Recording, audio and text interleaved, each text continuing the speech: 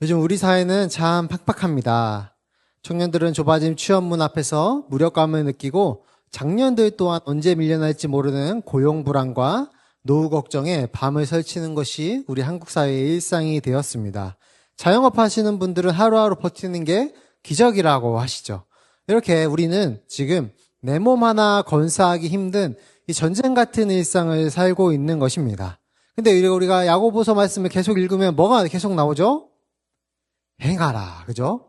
너의 믿음과 삶을 일치시켜라 라는 것을 계속 듣다 보면 뭔가 가혹하고 뭔가 내가 할 수 있을까, 이러한 걱정이 앞서는 이 성경이 야고보서라는 것이죠.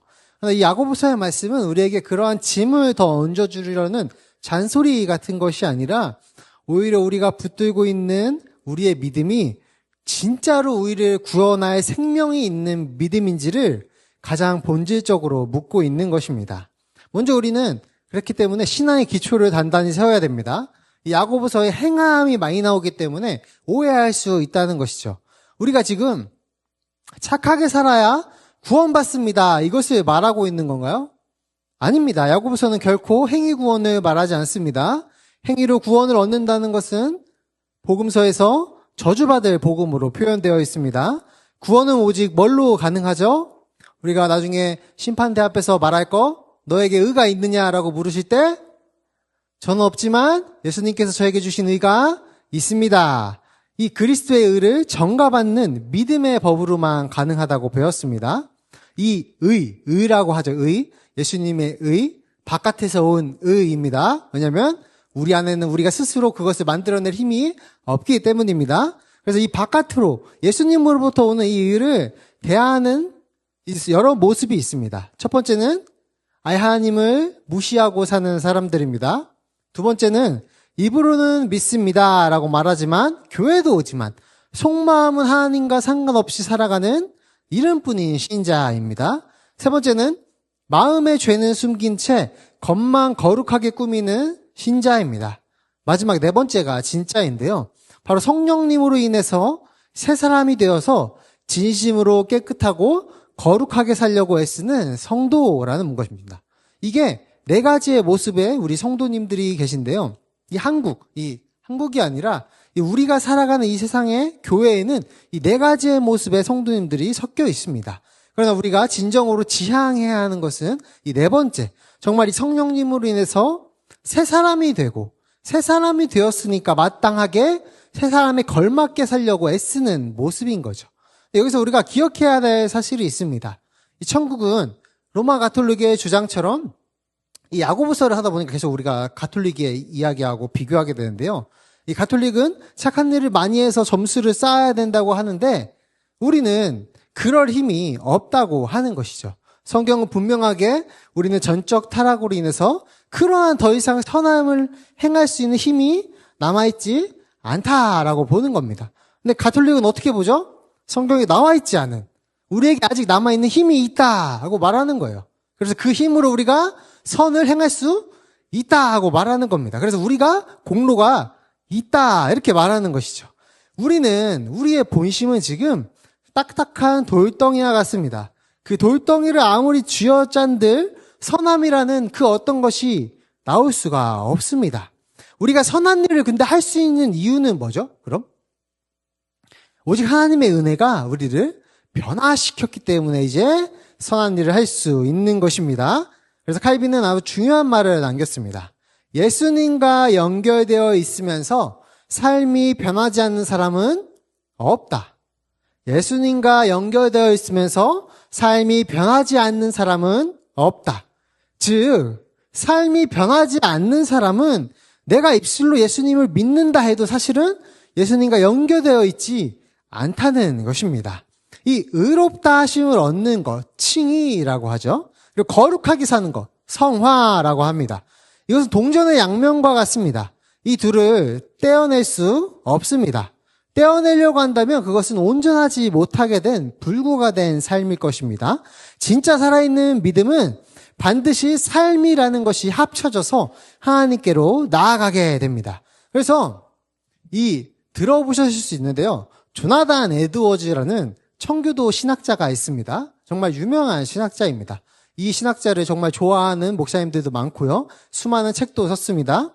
이 조나단 에드워즈가 이 성령에 관해서, 성령의 어떠한 능력에 관해서 책을 쓰면서 성령을 받았다면, 성령을 체험했다면 너희가 이런 증거로서 성령을 체험했다고 하는데 사실 이런 게 있어야 성령을 체험한 것이다 하면서 연구를 해놓은 게 있습니다. 거기서 뭐라고 썼냐면, 혹시 찔리시더라도 옆에를 쳐다보시거나 하면 안 됩니다.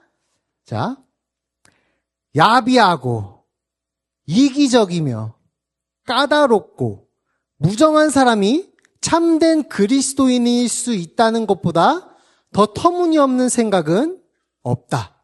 그러니까 성경은 단 한 번도 야비하고 이기적이고 까다롭고 무정한 사람이 그리스도인이라고 말하지 않는다는 것입니다. 우리는 근데 이렇게 표현을 하곤 하죠. 나는 그래도 믿음을 잘 지키는데 내 원래 성격이 좀 까칠해. 내가 이렇게 까칠하게 태어났는데 어떻게 해요, 하나님? 이렇게 말하는 거죠. 저는 원래 말을 그렇게 해요. 이런 거죠. 나는 신앙은 깊은데 삶에서는 조금 인색해. 사실 이런 말이 성경적으로 성립할 수 없다는 것입니다. 물론 한 방에 변할 수는 없습니다. 조금씩이라도 변해가는 모습이 있어야 한다는 것이죠.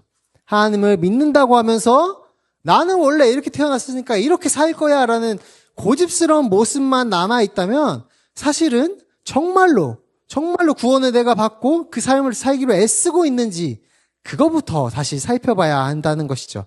그래서 오늘 본문을 통해서 우리의 믿음을 정직하게 하나님 앞에 내어놓고 다시 한번 주님께 나아가는 우리 모든 성도님들 되시기를 주님의 이름으로 축복합니다. 그래서 오늘 야고보 사도는 우리에게 무거운 질문을 던지면서 시작합니다. 내 형제들아, 만일 사람이 믿음이 있노라 하고 행함이 없으면 무슨 유익이 있겠느냐? 여기서 유익이라는 말을 깊이 따져보면 내 삶에 도움이 되느냐는 가벼운 질문을 넘어서서 마지막 심판의 때에 그 믿음이 과연 너를 구원할 실질적인 효력이 있냐고 묻는 것입니다. 이 종말론적인 엄중함을 담고 있는 것이죠. 우리는 종종 저분 믿음이 좋아. 혹은 내가 지금 믿음이 좋은 상태인 것 같아 라고 남을 평가하거나 스스로를 평가하게 되는데요. 예배도 꼬박꼬박 나가고 성찬식에도 참여하지만 실제로는 예수님과 아무 상관없이 사는 무늬만 신자가 있다는 것이죠. 행동으로 나타나지 않는 믿음은, 행동이 없는 믿음은 마지막 날 하나님 앞에서 아무런 힘을 쓰지 못하게 된다는 것입니다. 우리를 구원할 수 있는 진짜 믿음이 아니기 때문입니다. 그래서 제가 이제 한창 청소년 사역을 시작하면서 정말 이 친구들이 세례를 맨날 받고 하나님을 믿는다고 하는데 정말 이게 정말 옳은 것일까? 이 그냥 말 한마디 세례식 받게 해서 그냥 너 구원 받았다라고 퉁치고 하는 게 뭔가 저에게 마음에 되게 항상 와닿지 않았다는 것이죠. 그래서 제가 교수님께 메일을 보냈습니다. 이제 저를 담당하셨던 교수님께 나는 이러한 고민을 갖고 있습니다. 이게 정말 청소년들에게 유익한 거냐 이렇게 물어봤습니다. 그 교수님이 이렇게 말했습니다. 그렇기 때문에 우리는 그 학생이나 모든 성도님들이 말로만 세례 받았습니다. 구원 받았습니다. 예수님은 나의 구주십니다를 고백하는 거에 집중할 것이 아니라 그 친구의 삶에 정말로 그리스도의 삶의 모습이 나타나고 있느냐를 집중하게 하고 점검하게 하고 고쳐 나가야 된다고 거기에 포커스를 맞추자고 하셨습니다. 이제 하나님이 우리를 의롭다 하시는 것과 우리가 거룩하게 사는 것은 절대로 나눌 수 없다는 것이죠. 우리는 거룩하게 살 수 있는 힘이 없지만 하나님께서 우리를 거룩하다 하셨기 때문에 이제는 그렇게 살 수 있는 힘이 생긴 것입니다. 이 둘을 억지로 떼어놓으려 한다면 그것은 아까 말했던 걷지도 못하는 믿음이 된다는 것이죠. 그래서 우리는 이것을 정직하게 진단을 해야 된다는 거죠. 15절, 16절을 통해서는 야고보는 우리 주변에서 흔히 일어날 수 있는 상황을 예로 듭니다. 어떤 형제나 자매가 지금 일용할 양식조차 없는 절박한 상황에 처해 있습니다. 일용할 양식이라는 표현은 우리가 어디서 많이 뭘 떠올리게 하죠, 지금? 주기도문을 떠올리게 합니다. 하나님은 보통 우리 성도들이 궁핍한 이들과 나누는 그 손길을 통해서, 그러니까 우리의 나눔을 통해서 우리 이웃의 일용할 양식을 채워주신다는 겁니다. 보통 하나님은 그냥 이렇게 음식들을 뚝뚝 떨어뜨리실 수 있는 분이시지만 보통의 일하시는 방식은 우리를 통해서 궁핍한 우리의 이웃들을 채우신다는 것이죠. 궁핍한 이웃들이 기도하는 일용할 양식이 누구한테 있는 거예요? 우리에게 있는 것입니다. 근데 여기서 비극이 일어나는 거죠. 그 굶주린 이웃을 보고 우리는 이렇게 말합니다. 평안히 가세요. 따뜻하게 입고 배부르게 먹으세요. 평안히 가라라는 말은 당시 이스라엘 사람들이 자주 쓰던 경건한 축복의 인사였습니다. 오늘날로 치면 고통받는 청년들이나 삶이 무너진 장년들에게 형제님 기도할게요. 하나님 반드시 길을 열어주실 것입니다. 너무 좋죠. 너무 좋죠. 근데 그 말만 하고 아무런 액팅이 없는 것입니다. 그 삶에, 그 사람에게 이렇게 말은 하지만 정말로 그 형제, 그 지체의 삶에 들어가서 그 아픔을 보고 같이 공감하고 같이 감당할 용기는 없는 것이죠. 내가 당장 지갑을 열어 밥 한 끼 사주기 싫은 그 이기심과 무관심을 기도라는 거룩한 단어 뒤에 숨기는 것입니다. 그래서 제가 이제 이러한 하나님의 성품을 나누면서 우리 청소년부 교회학교 아이들에게 물어봤었습니다. 너의 주머니에 있는 핸드폰을 팔아서 친구에게 밥을 사줄 수 있냐? 당연히 안 된다고 애들은 생각을 하죠. 왜요? 지금 당장 나에게 제일 중요한 게 뭐예요? 아이들은 핸드폰이잖아요. 핸드폰을 팔아서 나의 친구의 필요를 채울 수 있는 그 용기가 사실 필요하다는 것입니다. 상대방의 필요를 뻔히 알면서도 실질적인 조치를 취하지 않는 것은 그 사람을 돕는 것보다 나의 지금 뭘 채우는 것이죠? 종교적인 양심을 채우는 척 하는 것입니다. 말로만 말하면서 나의 종교적인 가책을 살짝 덮는 것입니다. 그래서 아까 말했던 것처럼 무정하고 인색하며 교만한 자가 그리스도인이라고 생각할 수 있는 것은 터무니없는 착각이라는 것입니다. 요즘 우리 한국 사회는 어떤가요? 청년들은 어떤 것에 빠져 있죠? 노력해도 안 된다는 절망에 빠져 있습니다. 장년들은 어떤 힘듦에 빠져 있죠? 은퇴함에도 불구하고 은퇴 뒤를 생각해야 하는, 요즘에는 배우자를 선택할 때 어떤 걸 보죠? 상대방 부모님의 노후가 대비되어 있느냐 아니냐가 그 결혼 상대방의 중요한 경쟁력이 되는 사회입니다. 나의 부모님의 노후, 그게 경쟁력이 되는 슬픈 사회인 거죠. 우리가 이런 이웃들에게 힘내세요, 기도할게라는 말만 던지고 있다면 오늘 본문이 말하는 죽은 믿음이 된다는 것입니다. 그래서 야고보는 17절에서 결론 내립니다. 우리 17절 한번 읽어보겠습니다. 시작.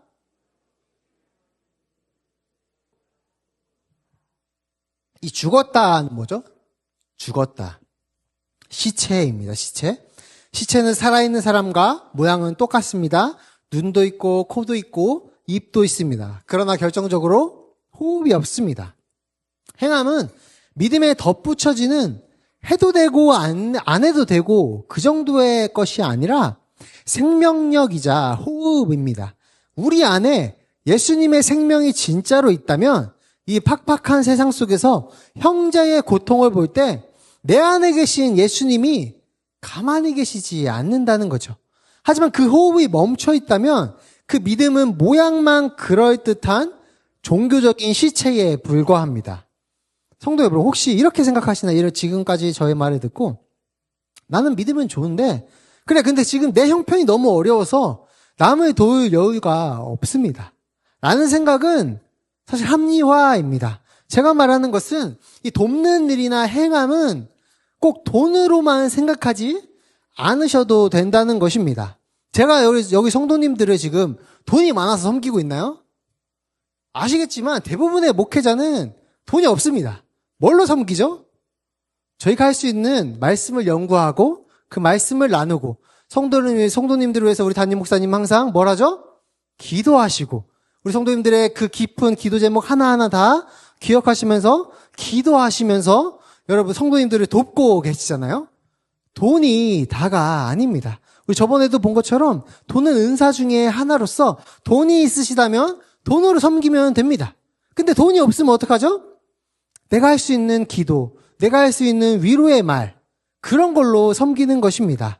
가난한 이 돈으로만 생각하면 가난한 사람에게는 저는 믿음을 증명할 기회가 없는 것입니다. 근데 그게 아니잖아요. 가난한 사람에게는 다른 것이 있습니다. 하나님이 우리 각자에게 돈 이외에도 수많은 은사와 달란트를 주셨습니다.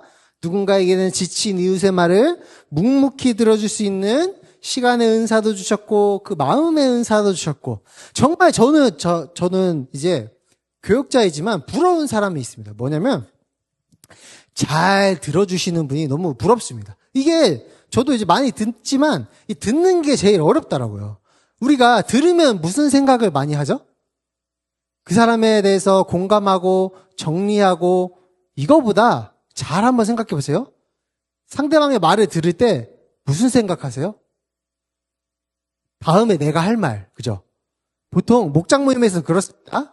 막 이렇게 열심히 말하면 그 말을 귀담아 듣고 공감하고 정리하고 다시 한번 되묻고 그게 아니라 무슨 생각해요 지금? 아, 내 차례 때 뭐 말해야 되지? 아, 내가 저거 말하려고 했는데 저거 말해버리면 어떡하지 저 권사님? 이러면 이제 안 되는 거죠. 그죠? 우리는 듣는 연습이 잘 안 되어 있습니다. 그래서 이게 우리가 목장에서 정말 듣는 연습도 하셔야 됩니다. 듣는 연습을 어떻게 하죠? 가장 기본적인 거.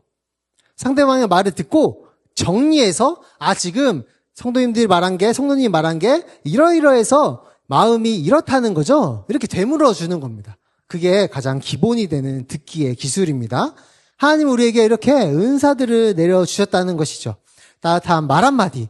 누군가에게는 어떤 은사도 주셨죠?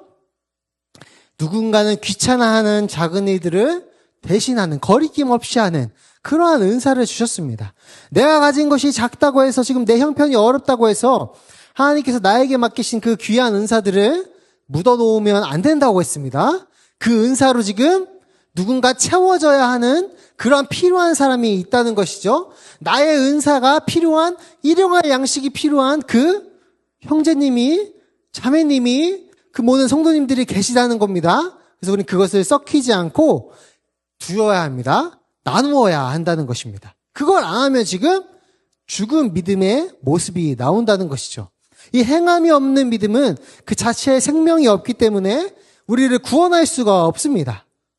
우리를 구원하는 건 하나님을 믿는 믿음이지만 이것은 뗄 수가 없기 때문에 우리 삶에서 정말로 이런 모습이 없다면 우리는 정말 우리의 구원이 완성되고 있는 게 아니게 되는 것이죠.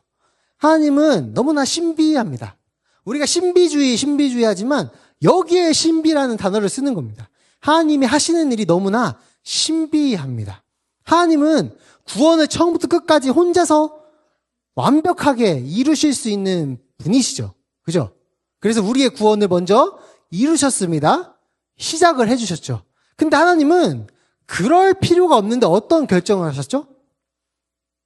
우리에게 믿음을 주시고 그 믿음을 통해서 우리의 구원을 완성하시기로 결정하셨습니다. 우리의 행동은 하나님이 보시기에 보잘것없고 필요가 없는데 하나님은 우리에게 믿음을 주시고 우리가 그 믿음을 붙잡고 행하는 그 행동들을 통해서 우리의 구원을 완성하기로 결정했습니다. 그렇기 때문에 우리의 믿음의 여정에서는 우리의 행동과 의지가 무조건 필요하게 됩니다. 그래서 행함이 없는 믿음은 생명력이 없게 됩니다. 반대로 행함이 있다면 자연스럽게 흘러나오는 행동들이 있다면 우리는 생명력 있는 믿음을 갖고 있다는 것이죠. 그래서 우리는 모두가 서로를 섬김으로 생명력이 살아넘치는 우리 교회가 되어야 한다는 것입니다. 정말 우리가 올 한 해에는 서로가 가진 은사로서 서로를 섬김으로 생명력이 넘쳐나는 우리 빛과 소금 교회가 되기를 주님의 이름으로 축복합니다. 야고보 사도는 이제 우리에게 또 하나 질문을 던지는데요. 어떤 질문을 하죠? 비유를 듭니다. 어떤 사람은 말하기를 너는 믿음이 있고 나는 행함이 있다. 말이 되냐 이게 지금? 신앙과 삶을 분리하려는 비겁한 변명을 혼내고 있는 것입니다. 나는 마음으로 믿는 파트고 너는 몸으로 봉사하는 파트야. 이게 말이 안 돼. 그럼 몸으로 봉사하는 수많은 성도님들은 믿음이 없는 건가요? 아니죠. 그죠? 이 믿음과 봉사, 행위를 분리하려는 시도를 철저하게 거부하고 있는 것입니다. 야고보는 단호하게 말하죠. 행함이 없는 내 믿음을 내게 보여라. 불가능한 일을 시키는 것입니다. 믿음은 우리 눈에 보이지 않는 마음의 상태를 믿음으로 말합니다. 그 보이지 않는 믿음이 우리 눈에 보이도록 투영되는 유일한 것이 뭐죠? 행함입니다. 행함. 하나님께서는 성실을 돌아보시고 참 믿음으로 순결한 영혼들의 헌신을 받으십니다. 근데 삶이라는 증거물이 하나도 없는데 어떻게 그 믿음이 진짜라고 증명할 수 있겠습니까? 무한 경쟁의 사회에서 우리는 마음속으로 다 사랑한다. 마음으로는 주님을 다 사랑한다고 말하지만 우리의 삶을 보세요. 내 삶의 우선순위. 내가 돈을 가장 먼저 쓰는 방식. 저는 이제 우리 어르신들은 예전에 헌금을 내려면 어떻게 했죠? 저는 아주 기억이 납니다. 우리 어머니의 헌금 내는 방식. 은행에 가서 신권을 가져와서 이미 신권인데도 불구하고 뭐예요? 다리미를 한번 다리고, 그죠? 저에게 항상 헌금을 주셨습니다. 그럼 전 그걸로 뭐 해야죠? 저는 한 10번 정도는 오다가 과자를 사 먹었습니다. 형하고. 항상 1,000원을 주셨는데, 항상 과자를 사 먹었습니다. 그렇게 마음 표현하셨죠. 저는 요즘 저도 좀 젊은 세대잖아요. 저는 어떻게 하냐면, 저는 이제 뭐 월급을 받든 뭘 받든 그냥 받자마자 바로 계좌이체합니다. 왜냐면 이거는 저의 마음을 지키려는 저의 정성의 표시입니다. 뭐냐면 바로 떼지 않으면 저는 믿음이 약해서인지 자꾸 그 돈을 쓰고 싶어집니다. 그래서 뭔가 다리미로 다리고 그것까지 기다릴 수가 없어서 저는 그냥 바로 없는 셈 치고 하나님께서 주신 거니까 바로 그냥 떼려고 노력을 합니다. 그게 우리 모두 마음의 정성, 나의 돈을 쓰는 방식, 나의 시간을 쓰는 방식, 이 모든 방식에서 주님을 향한 흔적이 하나도 없다면 그 고백은, 우리가 매일 맺히는 고백은 허구에 불과한 거죠. 거짓말이 되는 겁니다. 거짓말이. 근데 야고보는 19절에서 이러한 신앙을 무섭게 말합니다. 뭐라고 말하냐면 우리 19절 한번 다시 한번 읽어보겠습니다. 시작.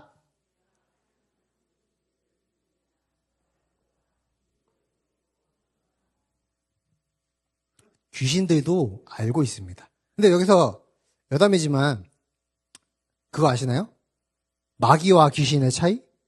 성경에서 마귀와 사탄은 단수, 한 명으로 지칭됩니다. 그리고 귀신들은 항상 귀신들 복수로 나옵니다. 이게 무슨 뜻이냐면 귀신, 사탄의 정체는 뭐죠? 언젠진 모르지만 하나님을 섬기던 천사들 중에 우두머리가 있죠? 타락한 우두머리를 사탄 혹은 마귀 1인칭으로 부르는 겁니다. 그리고 그 사탄과 함께 어느 정도 규모인지는 모르겠으나 천사들이 함께 타락을 했습니다. 언제인지도 정확하지 않습니다. 그러나 그 함께 타락한 천사들을 귀신들이라고 표현하는 겁니다. 그래서 성경에 나오는 귀신이나 마귀나 사탄을 보면 구별하면서 읽으시면 재밌습니다. 그럼 이어서 마귀들과 싸울지라 죄악 벗은 형제여. 잘못된 번역입니다. 마귀는 단수입니다. 그래서 아무튼 지금 귀신들도 지금 하나님이 누구인지 정확히 안다는 것이죠. 신학적으로 아주 해박합니다. 지적으로는 더 정확하게 하나님을 인정합니다. 그들은 심지어 하나님 앞에서 떤다고 표현되죠. 떤다는 말의 본래 의미를 살펴보면 조금 무서워하는 정도가 아니라 공포 때문에 머리카락이 서고 온몸이 뒤틀릴 정도로 격렬하게 반응하는 것을 이 떤다는 말로 표현하고 있습니다. 지금 귀신들에게는 정확한 지식이 있습니다. 하나님이 누구신지. 그리고 하나님 앞에서 느끼는 감정적인 체험도 있습니다. 근데 지금 가장 큰 거 뭐가 없죠? 구원은 그들에게 허락되지 않았습니다. 잘 보세요. 하나님을 알기도 하고 하나님 앞에서 떠는 감정적인 체험도 있습니다. 근데 구원이 없습니다. 하나님께 굴복하는 순종이 없기 때문입니다. 오늘날 우리 한국 교회의 모습들은 어떻습니까? 유튜브를 통해서 수많은 설교를 듣고 지식들은 넘쳐납니다. 사실 옳지 않은 지식이 더 많습니다. 뜨거운 찬양 집회에서 눈물을 흘리며 가슴이 떨리는 감정도 체험합니다. 그 감정에 의해서 나의 신앙이 뭔가 고조된 것 같고 그러한 생각을 하게 된다는 것이죠. 하지만 교회 문에 나서는 순간 내 성질 하나 죽이지 못하고 이익 앞에서 눈을 부라리면서 남을 짓밟는 나의 추악한 모습을 보게 됩니다. 지식과 감정만 있고 순종이 없는 신앙은 야고보의 눈에 지금 이 성경을 야고보가 썼는데 야고보가 쓴 이 성경에서 야고보의 눈에 그러한 신앙이 어떤 수준으로 보이는 건가요? 귀신 수준의 신앙으로 보이는 것입니다. 야고보는 이런 사람을 향해서 헛한한 사람아 라고 탄식하면서 말을 하는 것입니다. 행함이 없는 믿음을 헛것이라고 부르는데 소득이 없는 게으름, 일하지 않는 일꾼과 같습니다. 어떤 일꾼이 말로만 나는 베테랑이다, 나는 능력이 있다고 떠들면서 현장에서 아무런 결과를 내지 못하면 누가 그를 베테랑이라고 부를 수 있을까요? 신앙도 마찬가지입니다. 우리의 입술이 고백이 삶의 현장에서 자비와 긍휼이라는 결과물로 나타나지 않는다면 아무것도 아닌 게 됩니다. 우리가 마태복음에서 우리는 나뭇가지로 나무에 붙어 있다고 말하잖아요. 근데 열매를 맺어야 된다고 말하잖아요. 우리가 열매를 맺는 것을 우리 힘으로 애쓸 수 있나요?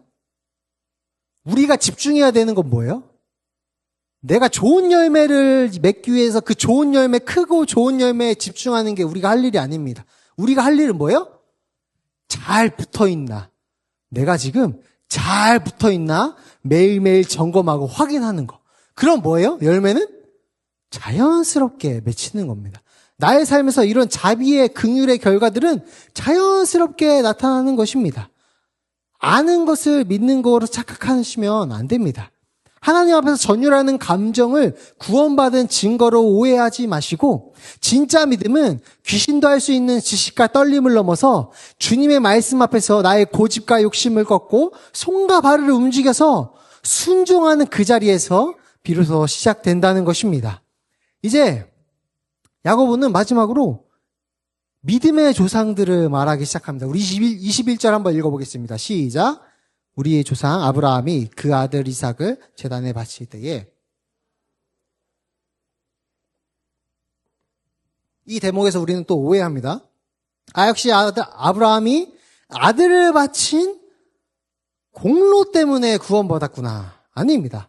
아브라함의 순종조차도 사실은 하나님의 은혜로 말미암은 선물에서 시작됩니다. 아브라함이 스스로 선을 행하는 것은 불가능한 일이었습니다. 하나님께서 먼저 그를 택하시고 긍휼히 여기셨기에 이렇게 순종의 자리에 설 수 있었던 것이죠. 근데 여기서 우리가 주목해야 되는 단어가 22절에 나옵니다. 믿음이 그의 행함과 함께 일하고. 믿음이 그의 행함과 함께 일하고. 믿음이 행함을 단순히 도와주는 정도가 아니라 이 두 가지가 서로를 강력하게 지탱하면서 엄청난 시너지를 만들어내고 있다는 것입니다. 믿음이 엔진이라 칭하면 행함은 그 에너지를 지면으로 전달하는 바퀴입니다. 야고보는 이어서 말하죠. 행함으로 믿음이 온전하게 되었느니라. 온전하게 되었다는 말은 믿음이 비로소 목적지에 도달했고 존재 이유를 증명했다라는 말입니다. 목적지에 도달하고 존재 이유를 증명했다는 뜻입니다. 아브라함의 믿음은 독자 이삭을 제단에 묶어 올리는 그 구체적인 손길을 통해서 하나님 저는 당신만 신뢰합니다는 사실을 온 천하에 입증했습니다.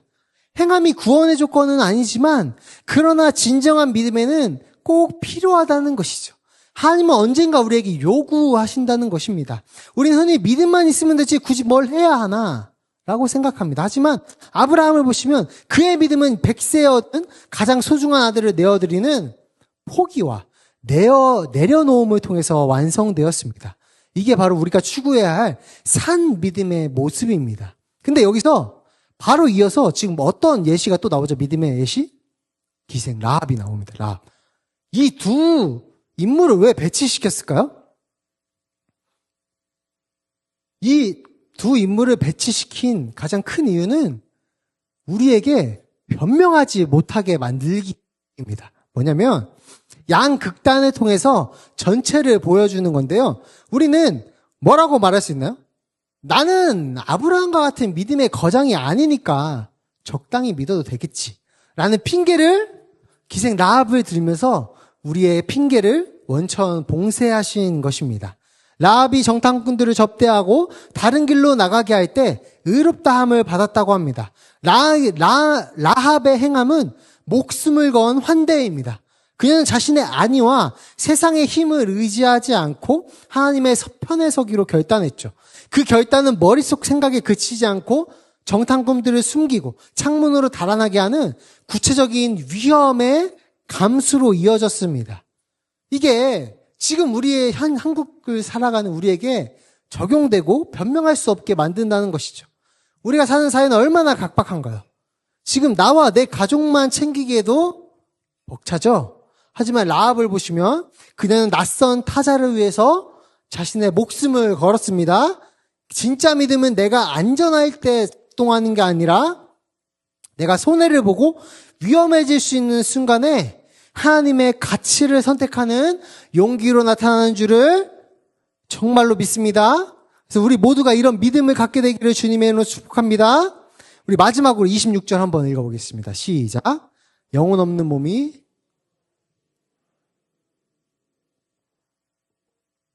우리가 지금 삶을 살아가면서 우리의 현실을 살아가면서 우리가 보여줄 수 있는 행함은 무엇인가요? 성도는 일단 모든 일을 다 행한 후에 어떻게 고백하는 사람인가요? 나는 무익한 종입니다 라고 고백하는 게 우리 성도입니다. 나의 행함으로 구원을 사는 것이 아니라 주님이 주신 은혜가 너무 커서 그 빛을 갚는 심정으로 사는 것입니다. 저희 교수님들, 제가 나온 교수님들 중에는 내노라하는 서울대를 나온 분들이 꽤 있습니다. 그분 한 분의 고백이 항상 제가 정말 듣기에 너무 좋았던 고백이 있는데요. 그 교수님이 이렇게 말씀하시는 겁니다. 처음 서울대를 나왔고 서울대를 내려놓고 신학에 진학했을 때 이렇게 생각했다고 하셨어요. 서울대를 바쳤으니까 이 한국에서는 정말 큰 것을 나는 하나님께 바치지 않았나 라고 생각을 하셨답니다. 그러면서 서울대 정도나 바쳤는데 나의 목사, 이 교수의 삶은 탄탄한 대로 조금 보장되어야 하지 않나 라는 생각을 많이 하셨답니다. 근데 현실은 그렇지 않았다는 것이죠. 그 교수님이 신앙생활을 하면서 깨달은 것은 나는 서울대를 바쳤다고 생각한 바친 자였는데 자신은 그저 은혜를 받은 자에 불과했다는 사실을 깨달았다고 하셨습니다. 우리는 우리의 행함으로 구원을 사는 것이 아니라 주님이 먼저 보여주신 은혜가 너무 커서 그 빛을 갚는 심정으로 사는 게 우리 삶의 모습이라는 것이죠. 우리 삶의 현장을 돌아보시면 좋겠습니다. 직장에서 나를 시기하는 동료에게 세상은 어떻게 대하죠? 무시하라고 가르칩니다. 근데 우리는 어떻게 대해야죠? 따뜻한 커피 한 잔 먼저 건네는 것. 그것이 이삭을 바치는 아브라함의 순종의 모습일 수 있다는 것이죠. 모두가 자기 이익만 챙길 때 소외된 지체를 찾아가서 묵묵히 밥 한 끼 사주는 것. 자영업 하시는 분들이 계시다면 모두가 조금이라도 남겨 먹으려고 원가를 속이고 재료를 속이고 할 때 내가 제공하는 밥 한 끼가, 내가 제공하는 이 서비스가 하나님께 제공하는 것이다. 하나님 나라의 일이다 하면서 최고의 재료를 쓰려고 노력하고 최고의 서비스를 내려고 노력하는 그 모습. 그게 정탐꾼을 숨겨둔 라합의 환대일 수 있다는 것이죠. 반대의 분이 계신가요? 지금 마음이 무너진 분은 어떻게 해야 되나요? 숨으려 하지 마시고 그 섬김의 마음을 여는 것. 나의 자존심을 부리지 않고 그 체험을 기꺼이 감사로 받는 것. 그 모습이, 그 용기가 또 필요합니다. 그래서 행함은 믿음에 붙이는 액세서리가 아니라 믿음의 호흡입니다. 숨을 쉬어야 살아있는 것입니다. 세상이 각박하다고 호흡을 멈추면 내 영혼이 먼저 죽습니다. 하루하루 버티기 힘든 전쟁 같은 일상이지만 그 속에서 아주 작은 자비의 숨을 내뱉음으로 인해서 정말로 섬김을 실천하는 우리 모든 성도님 되시기를 주님의 이름으로 축복합니다.